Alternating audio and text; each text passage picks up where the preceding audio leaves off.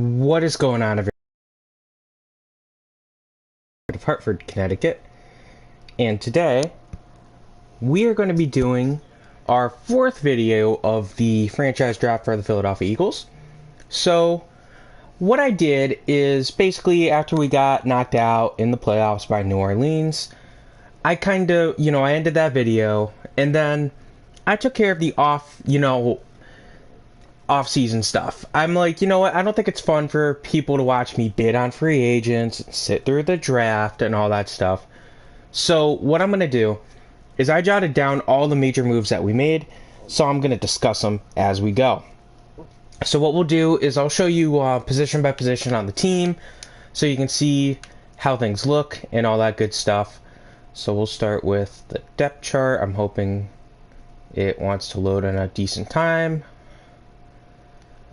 Yes, so you can see right off the bat, we still have Burrow as our quarterback one, which is good. He's the guy that we wanted as our franchise quarterback. And what I did is, via free agency, I signed both Mason Rudolph and Sam Ehlinger. Ehlinger, I was surprised was available, seeing as he was technically now a year two player, and Rudolph was a guy who I just wanted. Basically, once I signed Rudolph, I was able to trade away Tyrod Taylor. I got a fifth or sixth for him. I think I might have actually gotten a fifth and a sixth for him. And I'm like, you know what? Rudolph was a little cheaper than Taylor's contract. They're both the same overall, so I was happy to do that deal. Get myself some cap relief and some future draft picks, which I can always bundle. Running back room, the top two are still the same. What I did is I re-signed Bryce Love, but I ended up having to cut him because I just didn't need him. I also signed Boston Scott, and we drafted the legendary Ash Ketchum. I thought when I saw him that this was a fake name. Turns out he actually is. He is going in the NFL draft, or he should be, and he is at Tulane. So he's a member of the Green Wave, so he's cool. Yeah. So I was pretty happy with how that went. We still have Juszczyk as our fullback. I'm not really gonna go into too much more detail on that one because it's the only fullback we have. Now the wide receiver room saw a little bit of change. So we still have Lockett, but we did sign Tyrell Williams as our next top-tier receiver, which was good. T.Y. Hilton's remained. Willie Snead, the fifth, was also signed as a free agent. So these are guys that we kind of needed. I'm happy to have them on the team because the loss of Antonio Brown via retirement definitely hurt us. So as you can see, our top is an 87, Tyler Lockett, but then it drops off to 75, 76, 72. We still have Tutu Atwell, and I'm hoping that we can develop him. So I'm very happy to have him on the team. And we drafted this Frank McLaughlin guy. I don't think much of him, but you never know. The tight end room is weaker than I'd like. We only have two of them. We have Gronkowski, of course, and then we did sign Eagle legend Trey Burton to a deal via free agency. Very happy to get him back to the team. So tackle, but we drafted Charles Cross. Now, Charles Cross is a good player who I like. He does have hidden potential. He was our first round pick, 15th overall. So, it's good. So, we made a bunch of trades during the draft. So, we actually traded to get down to the 15th pick, because remember, we're the Eagles, so we had a couple first round picks. So, we had the 8th pick. We sent it to the Chargers in exchange for the 15th and the 47th. So, the only pick I'm going to really mention where we drafted him is Charles Cross, just because he was such a good player. Like I said, he has hidden potential, so, yeah. After that, left guard. So, we did kind of revamp our backup offensive lineman. So, we still have Dan Feeney, but then we signed John Runyon Jr. Very happy to get him. Obviously, I remember watching his dad play in Philly. So I was happy to get him as a free agent for relatively cheap. We are carrying three centers. I wasn't necessarily expecting to do that. We still have Alex Mack, but I think he's going to retire after this year. They kind of dropped hints last year that he was thinking about retiring. We still have Ben Jones, but then we have rookie Alec Lindstrom, who fell a bit in the draft. I was kind of surprised. I wasn't, like I said, I wasn't expecting to carry three centers, but worst case, I can slot him in at guard periodically if I need to. So there's that. We still only have Kyle Long at right guard, not exactly the most inspiring position. And then we still have Brian Beluga as our right tackle. Now we have Alejandro Villanueva as his backup. Villanueva back in Philadelphia. Definitely miss him. You know, he was a great player in Philly for an offseason, but they used him as DE for some strange reason. I know in real life he's not doing that hot, but still. So, while we're here, let me discuss a couple other trades that we did. So, basically, I traded so we had the 23rd pick. I traded down one spot to get a future fourth. Can't complain about that. And then I ended up trading that 24th pick for the 28th, 92nd, and 156th. I traded the 28th for a fourth and a future first and third. So you could see I just traded for the picks. I'm just kind of hoping to trade those picks for future players, you know. Trade it for an established offensive lineman because we needed that. That's something that we definitely need. As you probably know, if you're a player on Madden. You definitely know that, I should say. So now we'll go to the defense.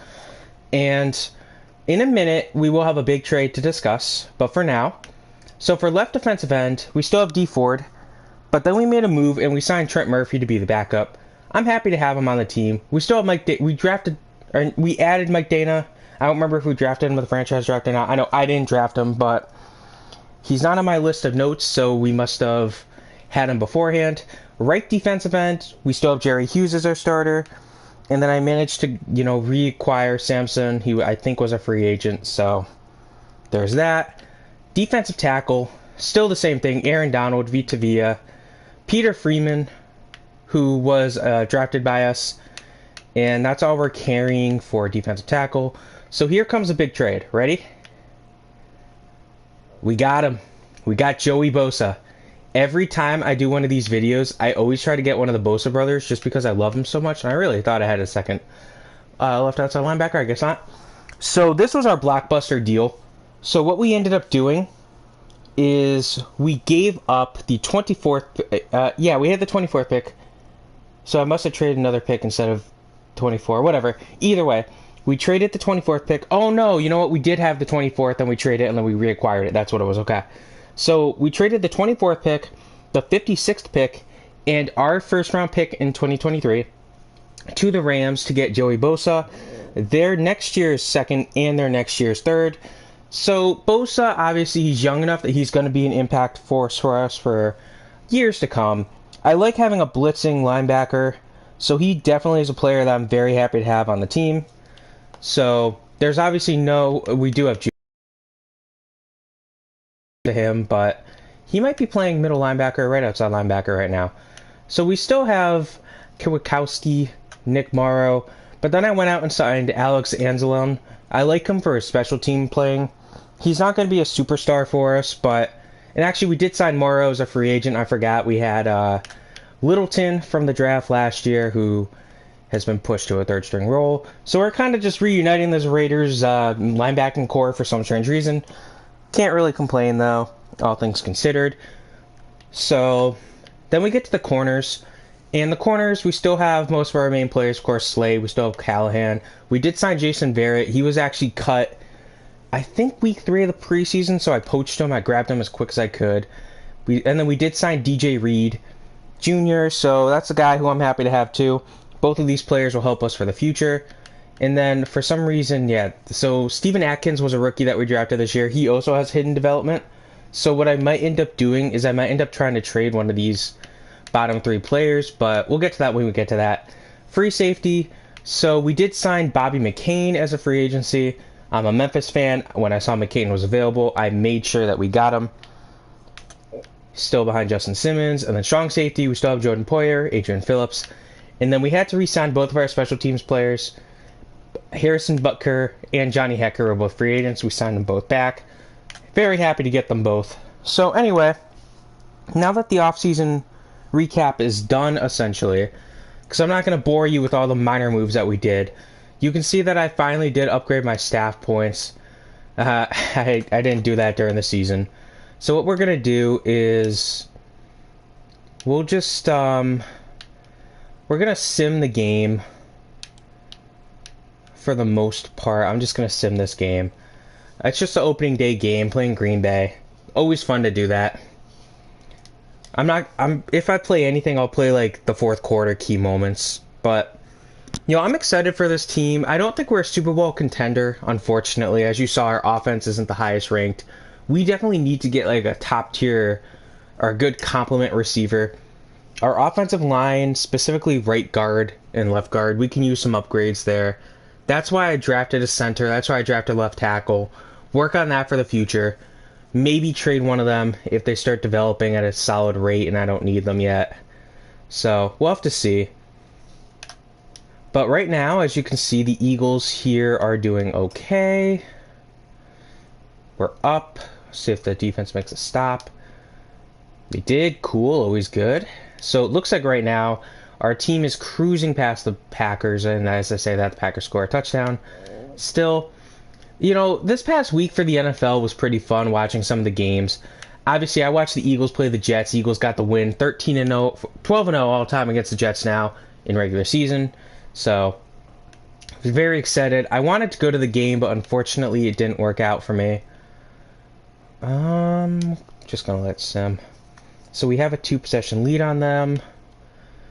We might not even really play anything this game. Play at the end.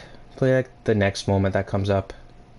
Alright, so we're beating the Packers 26-7. That's always good. And it looks like we have a 4th down potential stop here. So you can see Bosa is on our D-line now. I'm not too surprised about that. And they got a big completion there. Again, I'm not too surprised. It's me. They have Sam Howell as their quarterback. So I probably should have mentioned the Packers had a really bad season last year. So they got the #1 overall pick. They used that to draft Sam Howell. Can't blame them at all. He's definitely one of the higher ranked quarterbacks in a very weak quarterback class. So we'll see what happens. But I don't know. I mean, at least he's not like that one quarterback there from Oklahoma who literally was like projected to be one of the top picks, and then all of a sudden he completely disappeared, and now he's transferring into the transfer portal. So that's a shame. But all right, let me just I'm just gonna run a couple plays on offense here just because why not? Do a little bit here, and then we'll just sim like the next couple games. So I'm happy that Burrow is at least now a star. He's our only star on offense, but I mean they only really have Zadarius Smith, which is actually funny because they have him in real life too. Still though, we have a solid team, but like I said, I don't think we're a Super Bowl team. I think we're going to be a team that consistently makes the playoffs for at least a couple years, but then we're going to kind of fall off a cliff. So, it is what it is, I suppose. Still, though, like I said, in real life for the NFL, we had some very fun games this past week. I mean, we're going to remember the ending to the Steelers-Ravens game for at least the rest of the season, especially if something happens with the Ravens and they lose like a seed in the playoffs because of it. There was a strategy to going for 2 there, and I get that. You play for the win. But me personally, I would rather have had myself, I trust Lamar to lead his team down the field more than I trust Big Ben at this stage in his career. But now they're saying Roethlisberger is probably going to retire, or he is going to retire after the 2021 season. So hats off to him. I can no because they are going to be moving on from Big Ben. It's good. I mean, Roethlisberger, like I said, he's been washed up for a while now. So, I mean, you can't go wrong. He is arguably maybe the best quarterback in that team's history. I'd probably still lead Terry Bradshaw just because of the era. But I'm sure some people would try to make the case that Roethlisberger is better than Terry Bradshaw.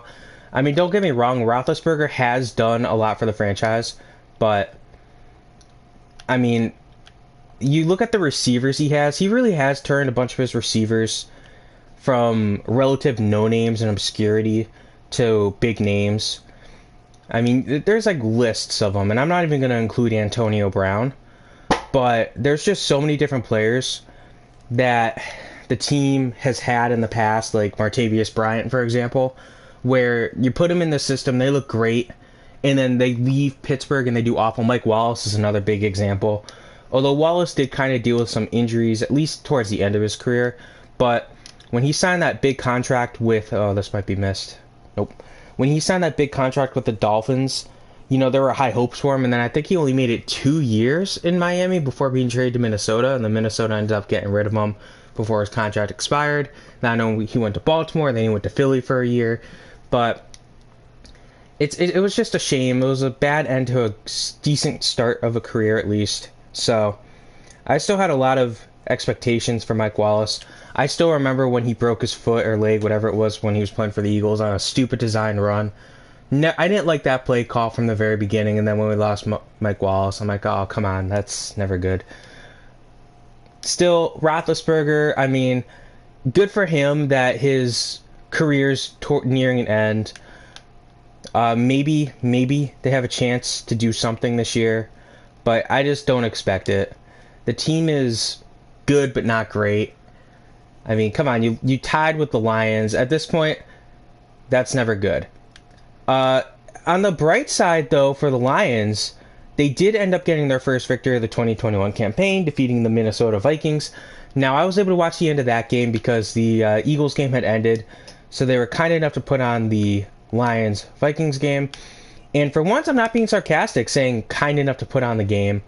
So it was a great ending. Heartbreaking as someone who, I'm not a Vikings fan, but I don't, hate the Vikings. I like supporting the Vikings to the best of my ability. So it was kind of heartbreaking to watch the end of it, but still, at the same time, it was very good because I'm like, good, now the Lions aren't going to be the first team to have 2 winless seasons in history. That would be a very heartbreaking thing if you're a Lions fan, which is already hard enough. I mean, they're the only team in NFL history to be consistently in the NFL since the Super Bowl era began that has not won or made a Super Bowl, I should say. So, just got to put that out there. Never a good thing. Other games were interesting too. Like we saw the Dolphins and the Giants play. The Dolphins ended up winning that game. There was a little injury scare with Jalen Waddle. At one point he left the game, but he did return. He had a solid stat line, I think 9 for 90, no touchdowns. Tua is definitely looking like he's proving himself as a solid QB. Oops, I meant to do onside kick there. But you got to see what Tua can do. Tua needs to prove a little bit more before he's like the de facto, without a doubt guy. One thing he has to do, to me at least, is stay healthy. Now, the positive for the Dolphins, you can call it a positive, you can call it a negative, is they do have a week. Oh, Madden. They do have a Week 14 bye, as do the Eagles and the Patriots and the Colts. Those are your 4 teams that have a Week 14 bye. So it's gonna be one of those things where it doesn't help the Dolphins, but it doesn't hurt the Dolphins. Still, very exciting to watch that game. To watch the highlights of the game. So, of course, I also should mention the Thursday night game, which was the New Orleans Saints Dallas Cowboys. That wasn't a very pretty game, honestly. I just, watching that game was kind of, I don't want to say boring, but it wasn't a good game in any way, shape, or form. Really, neither team did that good. Ezekiel Elliott's definitely showing his, that he's injured, which not the best, but it could have been worse, I guess. The Cowboys did win the game, but they just really got to Taysom Hill. Taysom Hill started off the game good, but then he ended up throwing 4 interceptions. He hurt his finger and his throwing hand. He might have to undergo surgery, which would be a huge loss for the Saints. He's gonna try to tough it out, but just imagine if he gets hurt, all of a sudden you're relying on Trevor Siemian to be your only QB. Yikes! You literally are coming off like a solid 15 years with Drew Brees as your quarterback, and then all of a sudden you have 2 quarterbacks go down in the same year. That wouldn't be a good thing if you're the Saints. But at least for going back to the Cowboys, at least the secondary was able to force some interceptions. And probably more notably, at least Tony Pollard was able to step up and continue to be a very good, better than a complimentary back even, you could say. He did great. So, yeah. Basically, for that game plan there, though, I had to rush for 150 yards, so that's why I took over and just went through that. because it does matter. Regardless, let's just sim to midseason at this point. Yes, that's fine. One of the other games we saw at the 1 o'clock slate was the Colts versus the Texans. Do I really need to go into this one? I mean, the Colts just slaughtered the Texans. It was a shutout, 31-0. The running game was there, of course. Jonathan Taylor has potential MVP vibes on him. I mean, he's just doing so good this year.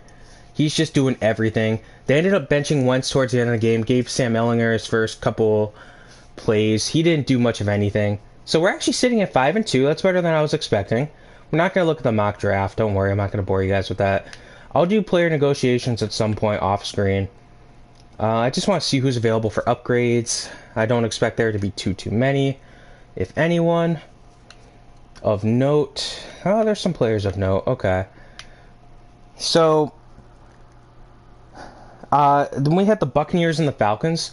Honestly, that game was closer than I was expecting it to be. I was expecting a blowout. But, once again, you got the Falcons just proving that they're not close for a while. Towards the end of the game, Tampa did start to put on some more points. They made it a 30-17 victory in their favor.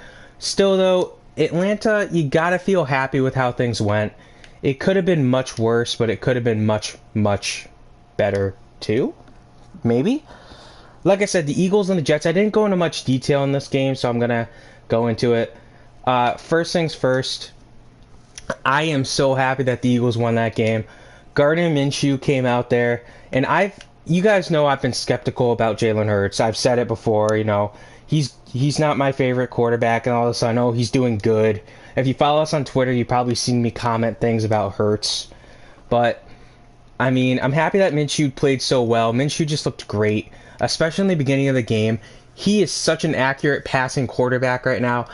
And I think that if you were to give him some more reps with the first team, like if he takes first team reps during the bye week, I think there's a chance that he's going to actually do something good for the team. I think he can be maybe not like a franchise-saving quarterback, but the type of guy that you can kind of do what the Saints are doing and, kind of rotate between him and Hurts and use him as kind of like Jameis Winston and Hurts kind of like Taysom Hill. But still, the Eagles defense and the Jets defense, they looked so horrible the first half. It was so crazy. Like the first 6 drives, I think, of the game all ended in touchdowns. So I was getting flashbacks when the Eagles played the Chiefs earlier in the year. Wasn't good. Could have been worse, I suppose. But you really can't complain all that much. The Jets, they definitely had some kicking woos. I mean, their first 2 PATs were missed by the kicker. So then rather than even attempt to go for the third, they went for 2. Eagles broke it up.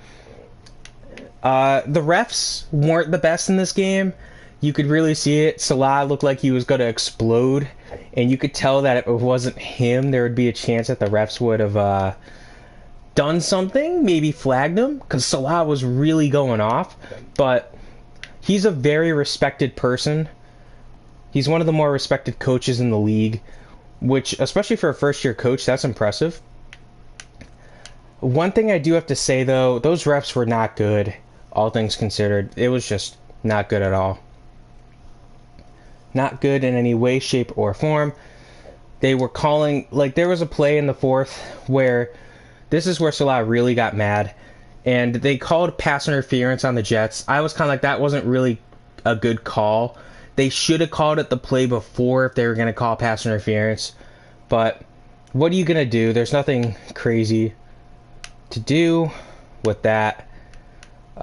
D Ford and Joey Bosa are both hurt, but it looks like they're both back. So we're going to sim a week here. Cardinals and the Bears. So at least Kyler Murray and DeAndre Hopkins were back. Kyler had a very good performance. He had 4 touchdowns total. I think it was 3 passing, 1 running. So that was a very big game for him. DeAndre Hopkins played well, so another big game for him. This was stuff that the Cardinals needed. I almost said Packers for some reason. Bears, I mean, Andy Dalton looked so bad. If you were happy with how Kyler played, Dalton just ruined the game for you. Tyrell Williams out for a while. We're going to put him on the IR. And then we'll just sign some free agent wide receiver because trades are done for the season. Now, another game I really liked, and I wasn't watching it because it was on the same time as the Eagles game and it wasn't on here in Connecticut, but the Chargers-Bengals game. So going into this game, this to me was like the game to watch for that season, for the 1 o'clock games. And like I said, I was surprised when it wasn't on the slate, but again, here in Connecticut, we have the Jets, the Giants, and the Patriots all relatively close to us, so they gave us the Jets and the Giants games, which, again, I wasn't too upset about getting the Jets, but Chris Harris, interesting. I do like Kyle Rudolph, but I don't need him right now. I could use him and maybe, but I don't know. Of these guys, honestly, let's go with Anthony Miller. I almost went with Agnew, but let me go with my Memphis guy, Anthony Miller. Anyway, the Chargers-Bengals game, though, it was a beautiful game. We basically had it right off the bat. We knew it was going to be... We thought it was going to be a blowout. The Chargers were just piling points on points on points. Then the Bengals rallied. They made it a very close game once more. But then the Chargers came apart and took apart the Bengals, got the win. Joe Burrow got hurt in the game, which is never good. Hopefully, it sounds like he's not going to miss much time, which is good, but still, you never know. Rams versus Jaguars. This game started off so slowly for the Rams, it was kind of surprising, but then they did end up turning it around. Cooper Kupp had a very slow first half, but then he really started going, so never a positive thing when that happens, but to be able to rebound tells you there's a lot going for you. The running game, obviously Darrell Henderson was technically active, but he didn't see the ball. He didn't play at all. He was dealing with an injury, and basically the team kind of decided that, hey, what we're going to do is we're going to go out and we're going to get rid of, we're just going to use our backups. If we need Henderson, we'll use him, but it was a blowout, so they didn't even bother to put him out there. So, yep. Washington versus the Raiders. That came down to a last-second field goal that saw Washington take the win in Las Vegas. That's a big, big, big, big loss for the Raiders. Big win for Washington. Washington currently does hold the 7th seed. I believe Philly's breathing down their necks right now, but still. So, for the heck of it, I'm looking at the playoffs real quick in our league here. And when's the last time we saw this? Detroit's sitting at the 1 seed in the NFC. We're currently the 2. Arizona's the 3. Tampa's the 4. Chicago's the 5. New York Giants are the 6. San Francisco 7th. And then in the AFC, yeah, you could tell this is Madden. I mean, look at this. You got Cleveland and Detroit as the 1 seeds. It's not... The playoffs haven't started yet, but still. Back to the real life, though. The Washington football team did end up taking a hit because they did end up losing Logan Thomas. It's believed he tore his ACL. I haven't seen any confirmation saying he 100% did tear it, but that's never a good thing. He just came back from injury last week, and well, he didn't play all that much. There were still high hopes for him. This is not good for Washington. I mean, they're losing players left and right. Obviously, they lost Chase Young, too, earlier in the year. So, we already discussed the Steelers and the Ravens games. So, next we have the Seahawks and the 49ers. I didn't watch this game at all. But the fact that the Seahawks got the win, I'm not going to say it's surprising, but it's surprising. Garoppolo didn't have a great game, all things considered. But George Kittle went off. He had something like 9 or 10 catches for just under 200 and a pair of touchdowns. He had one heck of a game. He was the top option, and they were exploiting Seattle's lack of Legion of Boom, I guess you could say. Look at this. Look at this. Top player here in the middle of the screen. Cleo Mac, the left outside linebacker. Receptions, receiving yards, receiving touchdowns.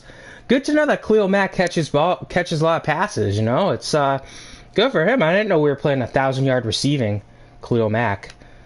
So I'm not gonna advance this week. We're gonna do the play of the moments here. I don't want this to be an hour-long video, so Gotta do it like we did before. Anyway, Russell Wilson was able to dissect the 49ers defense. He had a high completion percentage. His favorite targets were Metcalf and Lockett, as you can expect. They both kind of got the ball a good amount. Eskridge finally had another solid game this year, but here. Last game was, of course, the night game between Kansas City and Denver. And Kansas City would win this game decently. It wasn't a massacre, but it was a big enough win that they definitely needed it. It helps their morale. The offense didn't perform as much as you'd like. The defense played well, though. So, I mean, that's always a positive, you could say. Let me try something. It's not going to let me do it. All right. So we're in an interesting game here. The night game, though, today is, of course, New England versus Buffalo. That's going to be a crucial game. This could be like an AFC deciding game, AFC East deciding game. Obviously, these two teams do play once more in the season, which is crucial. So I'm definitely looking forward to it. I will be watching that game. I usually don't watch the Patriots play, but when they're playing this big of a game, you kind of have to. I might miss this. Nope. See, that's why I have a good kicker. That's why you got a good kicker. But still, it's going to be fun watching Mac Jones go up against one of the one of the best defenses in the league. So I'm looking forward to it. I want to see how he responds by going up against these guys. Very strong team in Buffalo. Unfortunately, their offense has been their big problem right now. But look at this game so far. It's 12-0. Okay, they finally scored a touchdown. So we'll skip it and hope that we don't get... Come on, team, do something. Okay, I guess we'll do a play here. But, this was a fun week of football, all things considered. The fact that Washington, Dallas, and Philly won does not help clean up a very messy NFC East. So the Giants losing does kind of clear out a little bit, but it's not enough, all things considered. So I'm looking forward to watching football for the rest of the year. I miss having NASCAR, but okay, good. Big win for us at Tennessee. That was definitely a win that we needed. Aaron Rodgers did not have a good game. Wow, I'm impressed. We actually did better than I was expecting. Look at that. Neither quarterback really did all that hot, but we at least didn't have an interception. So I didn't do anything, but rushing-wise, yeah, this was just a low-scoring game. If you would have told me this game was held in the rain or the snow, I would believe you, honestly. Look at that. Highest rusher, 76 yards. We had the two highest rushers. That's very surprising. That's what I like about Madden, too. They do kind of split it up a little bit. We had the top 2 receivers. We had 4 of the top 5 receivers, too. That's that's interesting. This is what I love about Madden, too. What are the odds that A.J. Brown gets drafted by the Titans in the franchise draft? It's beautiful. It's poetry in motion, honestly. Look at that. We got our fullback involved in the passing game. They struggled to do anything. Look at that. They got their fullback involved, too. Let me glance at the defensive stats. I just want to see who got the pick and if we had anybody get a sack in the game.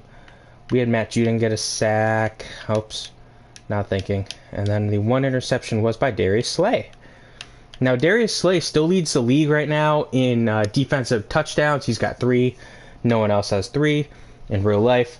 So, he had a chance at another pick yesterday, but the ball was deflected and bounced right in front of him.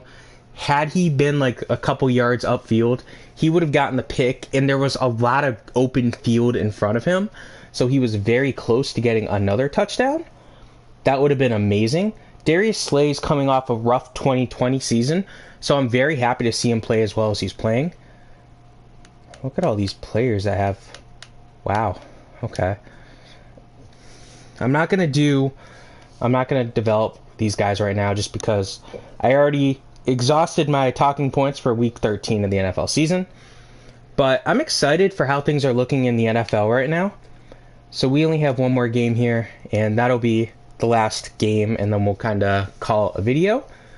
But what we'll do is we'll just advance the week. I don't think we need to play the Vikings. And then we'll just look at the playoff bracket, and from there, we'll call it a video, like I said. So we got ourselves a big dub over the Vikings, 13-4 Eagles. Was not expecting that, but if you look at our defense, you know, we got ourselves a strong defense, 87 overall defense, 80 offense, 83 overall team. So I'm excited for how our Eagles are looking right now. I know not everyone here is an Eagles fan, obviously, but so let's look at the playoff bracket real quick. I'm hoping we're the 1 seed, but nope. Look at that. Cleveland Browns really fell off a cliff. They were the 1 seed last time in the AFC. They dropped to the 5. Kansas City, I believe, was the 2, so now they're the 1. That's not too surprising. Tennessee, if they would have beaten us, they could have been the 1 seed. I don't know how that worked out in the AFC. But Bengals came in. Like, look at this. The AFC bracket is literally a bunch of teams that in real life, I think these teams are combined to have 6 Super Bowls. I think Denver has 4, Kansas City has 2, Tennessee has 0, Jacksonville has 0, Cincinnati has 0. I know those 3 for a fact. I know Buffalo and Cleveland combined for 0. So, come to the NFC. Somehow, Detroit did hold on for the 1 seed. They have 0. We have 1 in Philly. Atlanta has 0. I always get these numbers mixed up. I think the 49ers have 5, and I think the Giants have 4, not including pre-Super Bowl championships. Tampa Bay has 2, Arizona has 0. So, always fun. So, we have a matchup against the Atlanta Falcons. Last time the Eagles played the Falcons in the playoffs, of course, would be the 2017 game in the divisional round where the Eagles defeated the Falcons by a score of 15-10. Of course, I remember that. Could have been a loss. Had that one, I don't remember the name of him for the Falcons.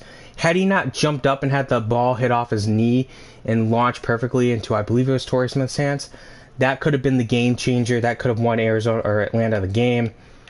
So these are definitely some interesting games here that you have going on. Of course, if the Eagles win, we will be playing the lowest seed team to the highest seed team to win here. So I'm expecting to play San Francisco, all things considered, assuming the Eagles win. Regardless, you know, let me see if I can pull up like the stats for the season just so we can kind of see who our leaders were. One last hurrah. I guarantee you I know who it is. It's probably Alex Mack. Because they literally gave us the exact same thing last year. So we lost D Ford for a few games, and we still have Tyrell Williams out. We'll take Williams off the IR at some point. Can't do it now, obviously. He's not healthy, and Madden doesn't let you do that. Oh boy, playoff blizzard, always fun. So, gotta go to the stats. Taking its sweet time. Okay, player stats. So our offense was good. We had the 5th ranked offense for yards. So Mason Rudolph actually went out and completed a single pass for us. Kind of surprising. I don't know why. Burrow was sacked 21 times. Not the best, not the worst. 31 touchdown, 11 interception ratio. I'll take it. 4,520 yards. I'll take it. Rushing game, did we have a 1,000-yard rusher? Yes, we did. Austin Eckler, 1,314 yards. 17 touchdowns on the ground. I was not expecting that. Latavius Murray, so we definitely looked at his best game of the year. He ends the year 325 yards. 5 touchdowns, though, so he was a bit of a red zone force. Joe Burrow got himself 4 rushing touchdowns. I always like that. I like having the mobile QBs. I don't like the, specifically Murray, 3.1 yards per carry. That's disgusting if you ask me, but could have been worse. You can see, like, the AI did run some trick plays with us here. Lockett, Hilton each had a few carries. Boston Scott didn't do all that much. Ash Ketchum didn't do anything for us, unfortunately. Maybe he got involved in the passing game. Let's look. We do not have a 1,000-yard receiver, but Lockett and Hilton both were very close. Hilton surprisingly leading our team in yards and touchdowns. If you would have had me guess, I would have said Lockett, but Lockett right behind him for yards. A little behind in touchdowns. Gronk had himself a nice year as well. Almost a game. 7 receiving touchdowns is always good. Tyrell Williams was doing good before he got hurt. Look at that. Look at that. I wish I could see. Yeah, so in 9 games, he had 785 yards. That's great right there. Anthony Miller came in, and that's a glitch because there's no way. We did not play 18 games yet this year. We only played 17. So I don't know why it says both of them played 9 games. as in this category right here, games played. I don't understand that, but Miller was a good addition for us. I wish he could succeed in real life. He was second in our team for average yards per catch. Burton did decent. Other than that, these are just our backups. I don't even know who Josh Oliver is. I didn't think we had him. The AI must have signed him. That's what I hate about this game. Sometimes they do that stupid stuff. So, sacks allowed. Always kind of scary to look at this. Beluga got beat up a bit. Yikes. He's older. He's probably regressing a bit. Dan Feeney didn't do that good. Taylor Lewan did okay. Kyle Long, I was nervous about him. He played well. He only allowed a pair of sacks. He was good, so that's always good. Then you got our backups here. Wasn't really expecting much, if anything. These guys probably mostly played special teams. Yeah. Look at that. Villanueva only played 84 snaps. Defensive side of the ball, and then... So we had Kwiatkowski lead our team in tackles. I don't like it that two of our top three tacklers and our corners the fourth. That's not good. Vita Villa right up there. There are definitely some concerns with that. Sacks. I'm not too surprised that Aaron Donald led our team. Vita Villa led our team in sacks. Look at this. Look at this trio right here. That is a lethal trio to go up against. 14.5 for Vita Villa. 13.5 for Aaron Donald, 13.5 sacks for Joey Bosa. You can't discredit Matthew Judon, who had 7.5. And then you just got some, a couple here and there. You could see some blitzes came into play. But that's impressive. That's very impressive. And then you could see Aaron Donald did lead our team in tackles for loss. Not too surprising there. Interceptions, I'm expecting this to be Darius Slay. Oh, we really didn't have a lot of interceptions. We had 10 total interceptions on the year. Still, we had 4 guys get 2 apiece. Of course, Bobby McCain, Darius Slade, Jordan Poyer, Adrian Phillips. So there's that. Kwiatkowski, and really, Anzalone got himself a INT. I'm kind of curious how that worked out. Passes defended, pass deflections, I've heard them both used. Adrian Phillips led our team in that category. Again, I would have expected Slay. Alright, so forced fumbles. This category, no surprise, Aaron Donald leads our team. He has more than the rest of the team combined with 3. Phillips and Villa each got 1. Fumble recoveries should be Aaron Donald. Yep, Aaron Donald more than the rest of the team combined, 2-1. Blocked kicks, always fun to look at too. Not expecting much of any. 3 total. Oh, hang on, we just got some news. Okay, so it sounds like Logan Thomas did not tear his ACL per the MRI results. Initial results are looking good. I don't think we got any safeties. So that's at least good for Washington. Did any defensive touchdowns? Any defensive touchdowns? No. Oh, well. I'm happy with how the team's doing. Defense, kicking, make sure that we don't have any, red flags here. 20 for 23 for field goals. He missed 2 extra points. I'm not concerned about that. Punting, I just want to make sure. Yeah, look at that. Look at that. A net average of just under 50. That is beautiful right there. That is beautiful. That's why you get yourself a good punter when you play Madden. Johnny Hecker, he's just a game changer, honestly. Look, let's compare that to randomly the Giants here. Look at that. They actually did good too. Here I am hoping that there's some no-name. Yeah, look at this. This is the number 1 seed in the NFC. Their punter averaged 6 yards less net punting. So, yeah. Okay. Wow. Anyways, right now, we're not going to go into anything too crazy. We're not going to start the playoffs.